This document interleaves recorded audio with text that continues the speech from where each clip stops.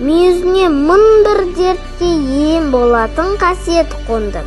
Пайғамбардың алақаны беліне тиіп еді, ол да құдіретке толды.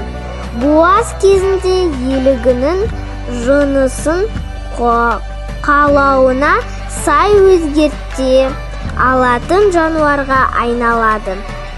Киіктің арнайы келісіне риза болған адам атам: жануарым, бұйтайын болса айт, Тәңірден дұға тілеп мұқтажыңды өтейін дедім.